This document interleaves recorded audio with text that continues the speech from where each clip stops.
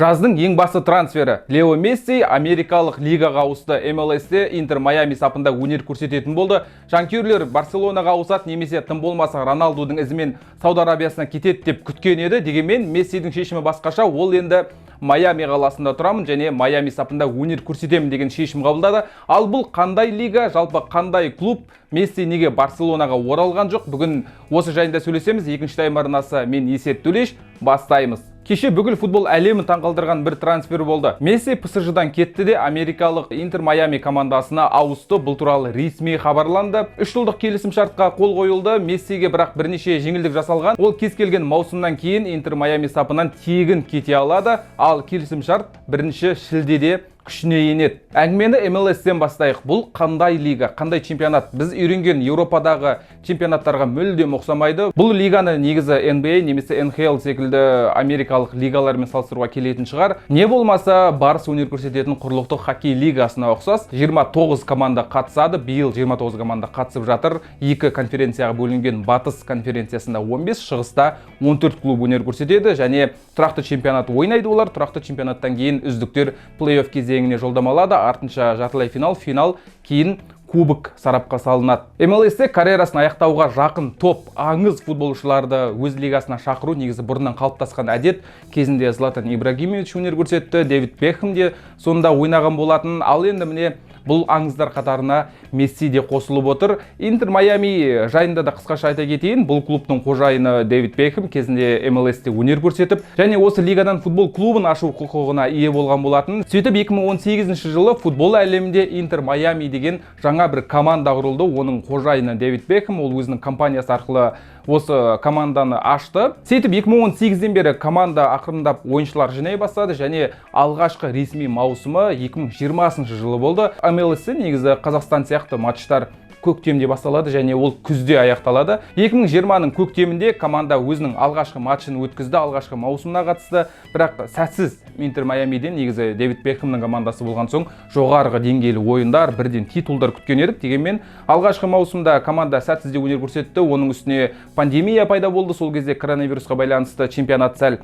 ойлағандағыдай өткен жоқ. Сөйтіп Дэвид Бекхэмнің командасы плей-оффтың бірінші кезеңіне жолдама ала алған жоқ. Тұрақты чемпионаттан аяқталды. 2021-де де сондай бір сәтсіз маусым деп айтуға болатын шығар. Команда тағы да плей-офф кезеңіне шыға алған жоқ. Тұрақты чемпионатта сәтсізде өнер көрсетті. Былтыр ғана Интер Майами плей-офф кезеңіне жолдама алды, бірақ тағы да ерте ұшып кетті. Бірінші кезең дегеніміз жалпы алғанда 8-ден 1 финал. Сөйтіп команда негізі Интер Майами тарихы терең емес қой. Бар болғаны 3 қана маусым толық өткізді. Үшеуі де сәтсіз. Екеуінде плей-офф кезеңіне шыға алмады, біреуінде бірінші кезеңнен ұтылып қалды. Биыл да командаға біраз үміт артылды, бірақ Бекхэмнің командасы әзірше сол үмітті ақтай алмай тұр. Интер Майами MLS-тің шығыс конференциясында өнер көрсетеді. Ол жақта 15 команда бар. Биылғы маусымда Майами 15-ші орында тұр. 16 матч өткізді командалар. 16 матчтың бар болғаны 5-еуінде жеңіске жетті. 11 мәрте жеңіліп қалды. Команда жазда біраз өзгеріс енгізуді жоспарлап отыр. 2021 жылдан бері команданың бас бапкері қызметін сіздерге өте жақсы таныс Манчестер Юнайтедтің аңызы Фил Невилл болған. Невилл бұған дейін 3 жыл Англия әйелдер құрамасының бас бапкері болды да, сол қызметті тастап MLS-ке келген болатын, бірақ жолы болған жоқ. Тұрақты чемпионатта сәтсізде өнер көрсетті. Сөйтіп Интер Майамиді топ командалардың қатарына қоса алған жоқ. Осы маусымда да сәтсіз бастады Невиллмен бірге. Команда соңғы орында тұрғанын айттық. Сондықтан бірінші маусымда осыдан бір апта бұрын ғана Невилл қызметінен кетті. Дәл қазір аргентиналық Хавьер Моралес бас бапкердің міндетін атқарып жатыр. Бірақ Месси келгенше бұл команда өзіне жаңа бас бапкер табатын шығар. Кейбір ақпарат көздерінің мәліметі бойынша Тито Мартинес команданың тізгінін ұстауы мүмкін. Ол Мессиге өте жақсы таныс маман. Себебі ол кезінде Барселонада және Аргентина құрамасында Мессимен бірге жұмыс істеген болатын. Ал артынша Интер Майами Серджи Бускетс, Жорди Альба және Луис Суареспен келісімшарт жасасқысы келеді. Яғни жазда Интер Майами сапына Барселонаның тағы бір қатар аңызы келуі мүмкін. Бұл футболшылар біріксе команданы жоғарғы деңгейге көтеретіні анық. Месси, Бускетс, Суарес, Альба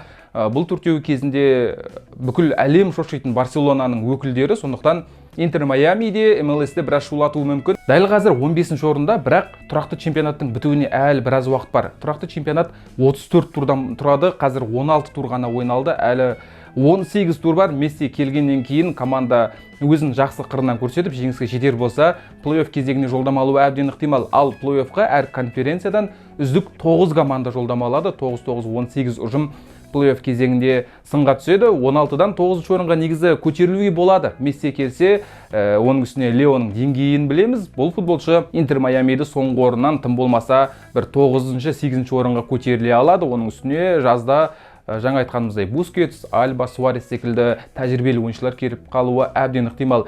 Себебі дәл қазір Интер Майамиде анау айтарлықтай атақты футболшы жоқ. Команданың дәл қазіргі көшбасшыларын сіздер танымайтын шығарсыздар. Мысалға, Интерде қазір украиналық Сергей Кривцов ойнайды, Шахтердің бұрынғы ойыншысы, одан бөлек Ньюкасл, Тоттенхемде ойнаған америкалық Деандре Эдлин, Фил Невиллдің ұлы 20 жастағы Харви Невилл өнер көрсетеді. Ал капитаны бразилиялық Грегори. Ол ешқашан Еуропада ойнап көрмеген. Жалпы команданың құрамын қарап шықсаңыз, бұл командада Еуропада бір атақты тәжірибесі бар ешкім жоқ дәл қазір. Дегенмен бұл команданың тарихы ондай терең емес. Бар болғаны 5 жыл бұрын құрылған болатын, бірақ аңыз ойыншылар келіп кетті бұл жаққа. Бірінші кезекте бұл әрине Гонсало Игуаин, Мессидің отандасы, бұл команда сапында өнер көрсетіп карьерасын аяқтаған. Одан бөлек Блейз Матьюди де Ювентус сапынан дәл осы Интер Майамидің жидесін келген болатын. Кезінде Арсенал сапында жасындай жарқылдаған Киран Гибс деген ойыншы да дәл осы командада өнер көрсетті. Бірақ дәл қазір сіздер тануларыңыз мүмкін атақты ойыншы ол жақта жоқ. Әрине 5 жыл бұрын ғана құрылған Интердің ешқандай титулы, трофейлері жоқ, кубоктарда, чемпионатта да әзірше сәтсіз өнер көрсетіп жүр, бірақ болашағы алда. Әрине Мессиге бір жаңа ойыншылар қажет. Еуропада тәжірибесі бар футболшылар жазда командаға келетін болса, Интер Майамиді тіпті чемпионатта жеңімпаз атану ықтимал командалардың қатарына қосуға болатын шығар. Дәл қазір бірақ Интер Майамиді Мессидің жалғыз өзі құтқаруы өте қиын. Қазірдің өзінде Мессидің МЛС-ке ауысуы бүкіл жанкүйерлерді шулатып жатыр. 1 шілдеде ресми түрде Интер Майамидің ойыншысы атанады, ал өз алаңдағы алғашқы матчы 21 шілдеде өтуі мүмкін. Лига кубогының аясында мексикалық Крус Азульмен ойнайды. Ал бұл ойынға билеттердің құны $521 басталады. Мессиге дейінгі ойындарда билеттердің құны $29 болған. Яғни Месси келгелі команданың өз алаңдағы матчтарына билет құны 17 есе өскен. Осының өзі Мессиге америкалықтардың қызығушылығы қандай деңгейде екенін көрсетіп тұрған шығар. Жанкүйерлердің өзі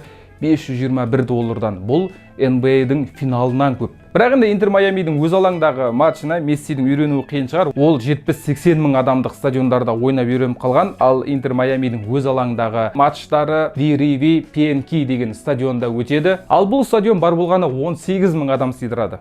18 мың адам біздің қарағандылық Шахтердің өзінде жанкүйерлер көбірек сияқты. Осындай 18 мыңдық стадионы бар. Команданың 2020 жылы құрылған арена. Бұл бірақ уақытша арена, себебі дәл қазір Майамиде бұл клубқа арналып арнайы стадион салынып жатыр. Оның сыйымдылығы 25 мың болады және ол 2025 жылы ашылады. Дәл қазірдің өзінде Майами жұртшылығы футболды негізі жақсы көреді. Мессиге дейінде команданың өз алаңдағы матчтарында стадион лық толып отырады. Кем дегенде 16-17 мың адам стадионды толтырып тастайды. Дәл қазір Месси Барселонаға оралады деп күткен жанкүйерлер Дэвид Бекхэмге ашулы. Кеше Месси Интер Майами сапына ауысады деген ақпарат шыққан бойда Бекхэмнің Instagram парақшасына шабуылдап жатыр жанкүйерлер, оған сен бүкіл футболды құртып жатсың деген айыптар тағылған. Бірақ Мессидің өзі Интер Майамиді таңдап отыр. Барселонаға өзі ауысқысы келген жоқ, себебі кеше ғана бұл ақпаратты өзі түсіндіріп берді. Ла Лига бәрін қабылдады, бәрі дұрыс екенін естідім, бірақ мен оралуым үшін әлі көп нәрсе істеу керек еді. Оларға ойыншыларды сатып, жалақыларын қысқартуға тура келді деп естідім.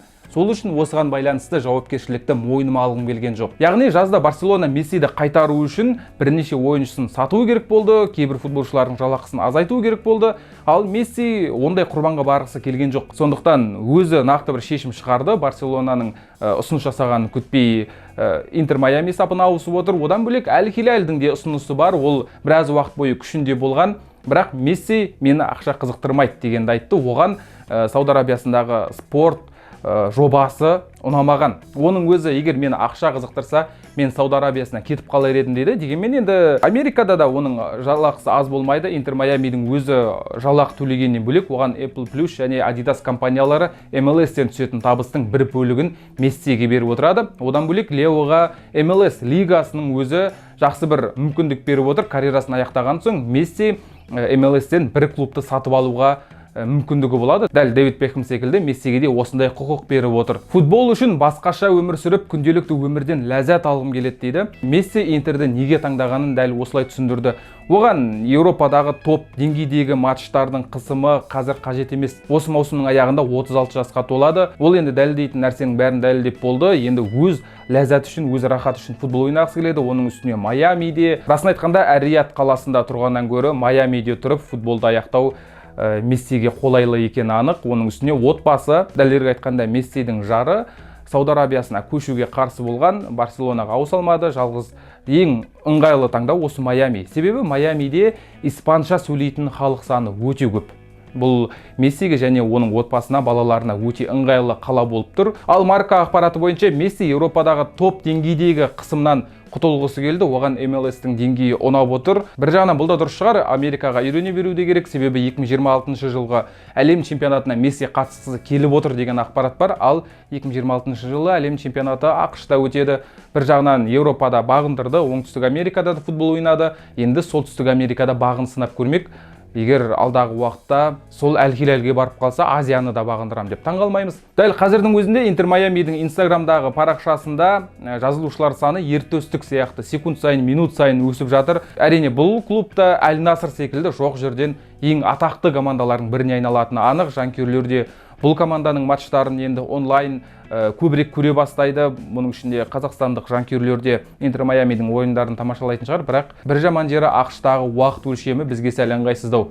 Кезінде Головкиннің матчтарын көру үшін таң атпай тұратын едік. Интер Майамиде енді Мессидің ойындарын көру үшін дәл солай болуы әбден ықтимал. Қалай дегенде де Месси өз жасарын жасады, асарын асады. Кешегі бір сұхбатында карьерасын аяқтаған соң Барселонада тұрғысы келетінін айтқан болатын.